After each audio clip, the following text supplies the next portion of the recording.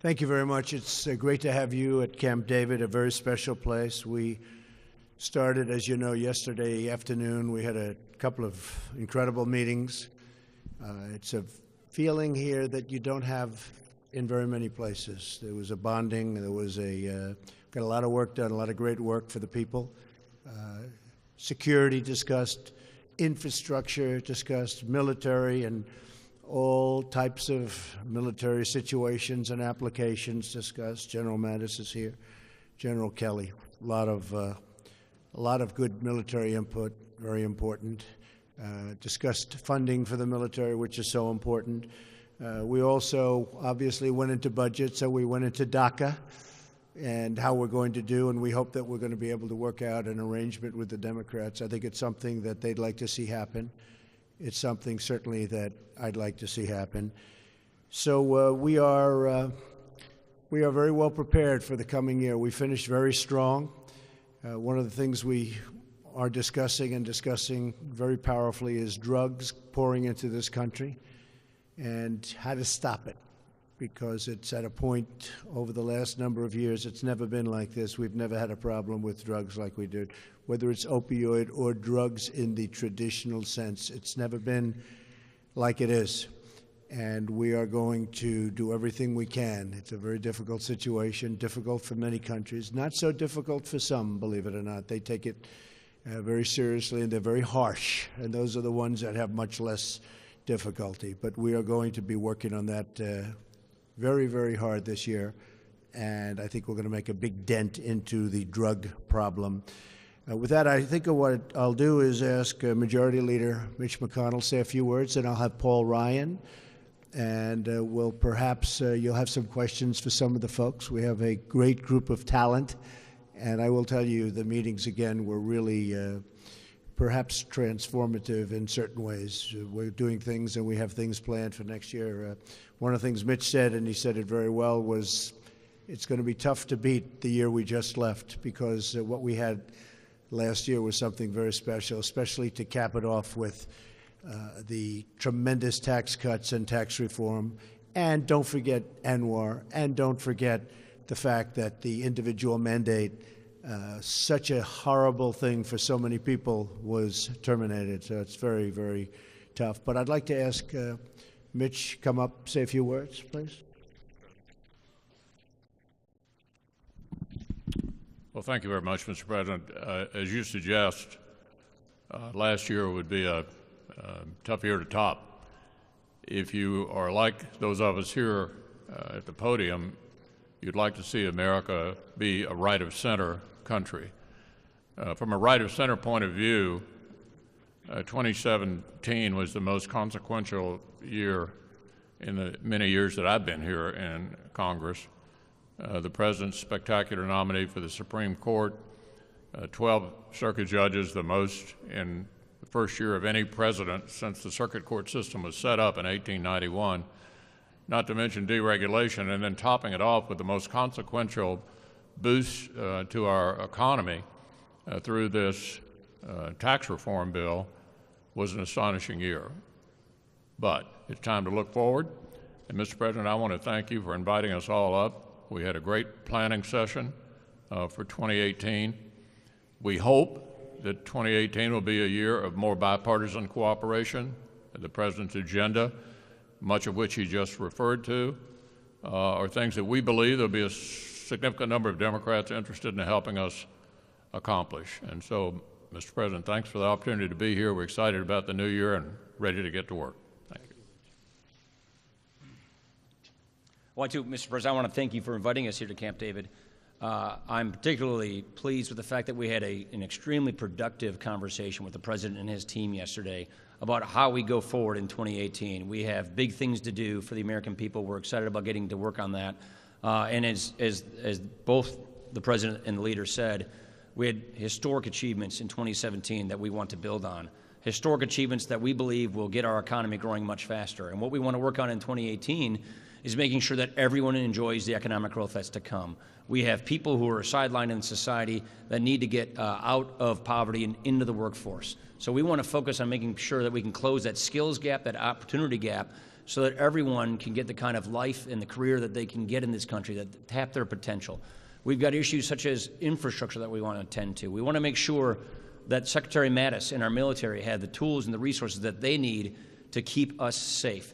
So we have a very bold agenda for 2018. We think this agenda is one that will appeal to everyone in between Democrats and Republicans, independents. And so we're excited about the progress that's already been made, and we're very excited about what we have in store for us for 2018. Thank you. Thank you, Paul. Mike?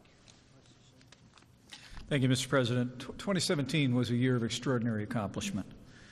And the congressional leaders who are gathered here were incredible partners with this president and our entire administration in advancing the interests of the American people, rebuilding our military, supporting law enforcement, historic regulatory reform, appointments to our courts to uphold the rule of law and the Constitution, from the Supreme Court to courts at every level, and of course historic tax reform, repealing the Obamacare mandate and opening up American energy from Alaska to around the globe. The President's policies have been achieving extraordinary results. Nearly 2 million new jobs created, unemployment at a 17-year low. Our economy is already growing at a pace that most economists didn't predict would happen for years, 3%, and we're looking to exciting predictions for 2018. But as the President said at the close of 2017, we're just getting started. The President convened the congressional leadership gathered here with members of our cabinet to outline the President's priorities for the coming year. Those include a budget agreement, an investment in our military to truly rebuild and make the strongest military in the world even stronger still. Immigration reform and enforcement, the construction of a wall and border security, as well as dealing, as the President just said, with the issue of DACA. We truly do believe that there are opportunities after our discussions this weekend for bipartisan work on a broad range of issues, from infrastructure to workforce to vocational education. And I can say I'm even more confident after this weekend's discussions that with the President's leadership and with the strong leadership in the Congress, we're going to keep delivering for the American people in 2018, and we're going to create a stronger and more prosperous America. Thank you very much, Mike. Any questions for the group? Yes. Mr. President, I didn't hear any mention here of welfare reform. Is that something that is still on the agenda for 2018? We are looking at it. We're looking at aspects of it. It's a subject that's very dear to our heart. We'll try and do something in a bipartisan way. Otherwise, we'll be holding it for a little bit later. But we'll be looking to do that very much in a bipartisan way. We can. Yes. Mr. President, you were talking about the policy issues that you all were focusing on the last few days here at Camp David, but this morning you were tweeting about your mental state. Why did you feel the need to tweet about that this morning? Well, only because I went to the best colleges, or college.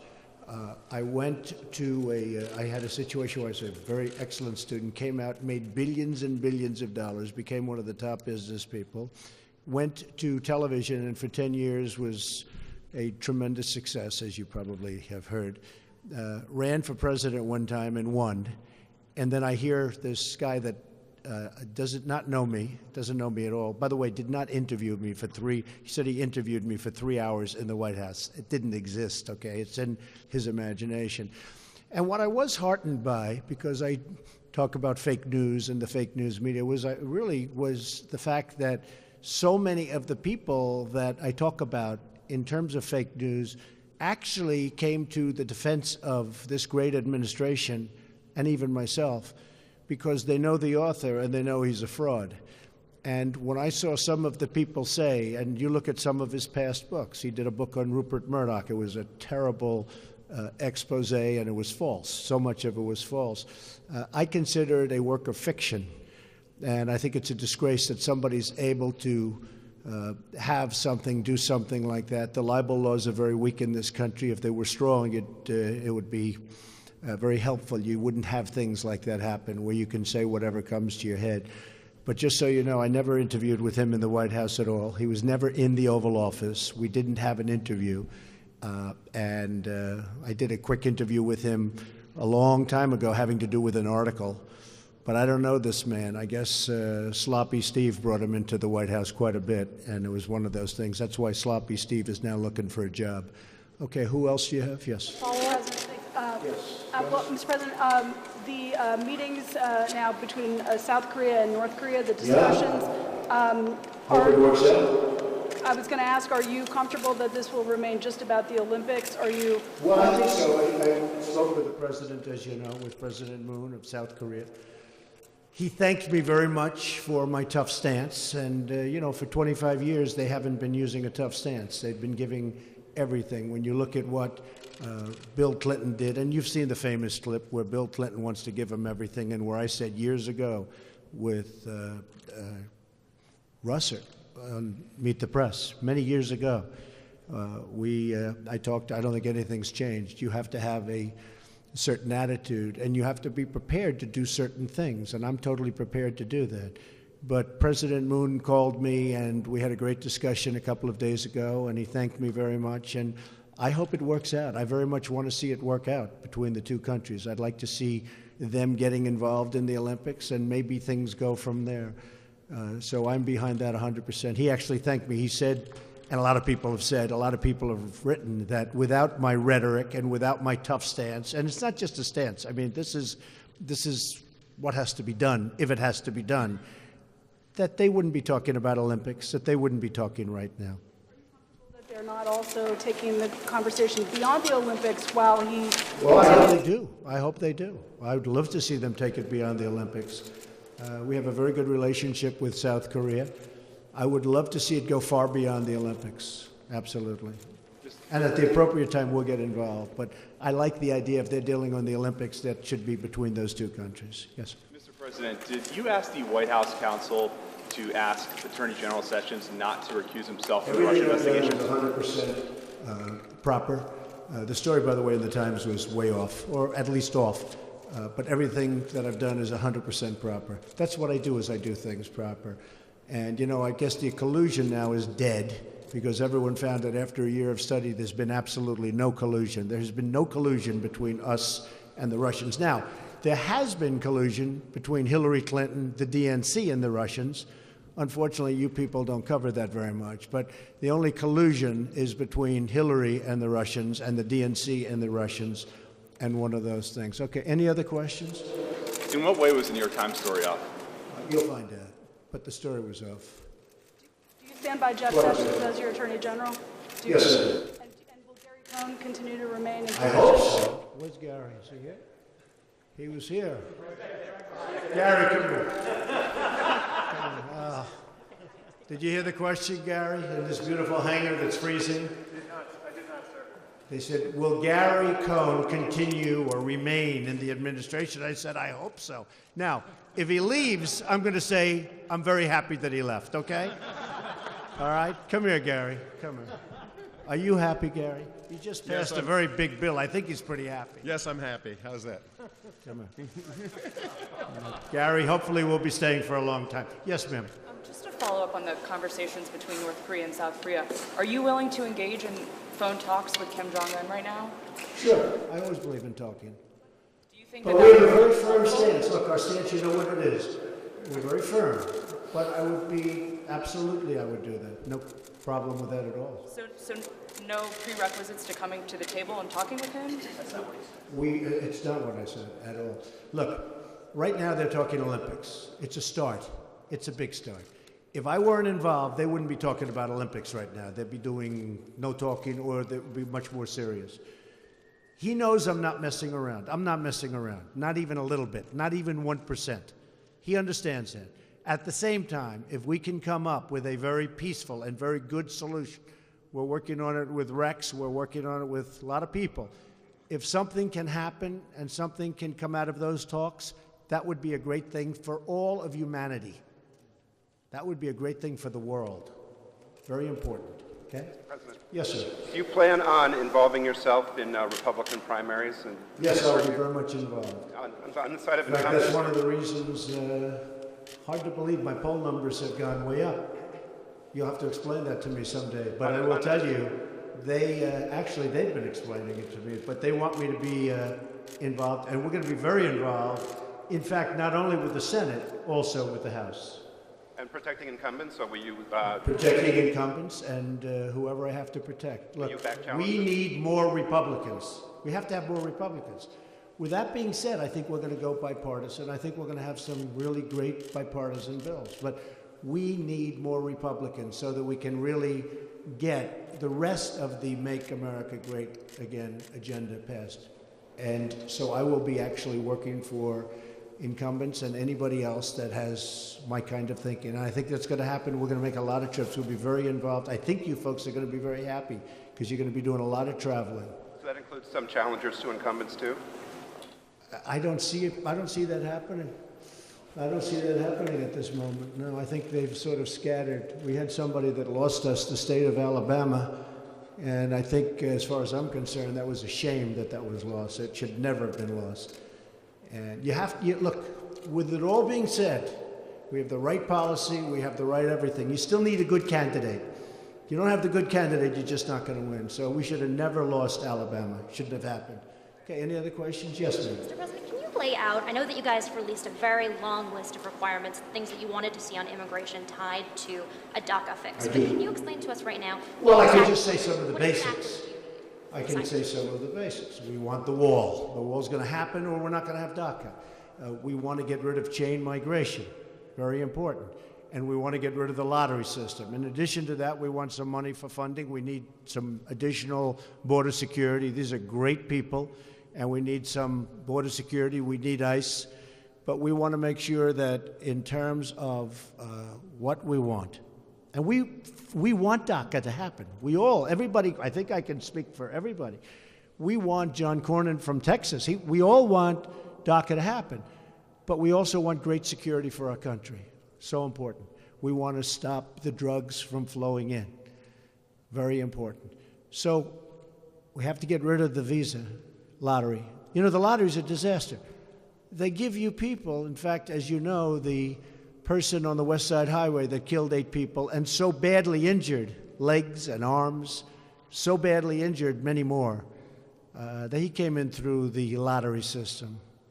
And remember this, the lottery is just common sense. They're not sending us their finest, okay? When somebody gets picked in the lottery, we're not getting the best people. So we have to get rid of the lottery system. We have to get rid of chain migration. We have to have the wall. Do you want the lottery and the chain migration aspects in that same piece of legislation? I think it should be in the same legislation, yes. And I think, frankly, the Democrats feel strongly about it, too. I mean, Chuck Schumer is New York. He saw somebody that came in through the lottery system. He saw this man kill 8 people on the West Side Highway that he knows very well and he loves, like I do. I think he's okay with it. I really think we'll have a lot of Democrat support. I hope so. Okay? Yes, sir. Mr. President, have there been any more efforts to get Mexico to pay for the wall? Yeah, I believe that Mexico will pay for the wall. I have a very good relationship with Mexico. As you know, we're negotiating NAFTA. We'll see how that goes. Yes, but Mexico will pay. In some form, Mexico will pay for the wall. I got time for one more question. One more question. Mr. President, if Robert Mueller asks you to come and speak with his committee personally, are you committed still to doing that? Do you believe that's appropriate? Just so you understand. Just so you understand. There's been no collusion. There's been no crime. And in theory, everybody tells me I'm not under investigation. Maybe Hillary is, I don't know, but I'm not. But there's been no collusion. There's been no crime. But we have been very open. We could have done it 2 ways. We could have been very closed, and it would have taken years. But, you know, it's sort of like when you've done nothing wrong, let's be open and get it over with. Because, honestly, it's very, very bad for our country. It's making our country look foolish. And this is a country that I don't want looking foolish. And it's not going to look foolish as long as I'm here. So we've been very open, and we just want to get that over with. Okay, anybody else? I think we're set. Thank you very much. I appreciate it. Thank you. Thank you very much. Appreciate it.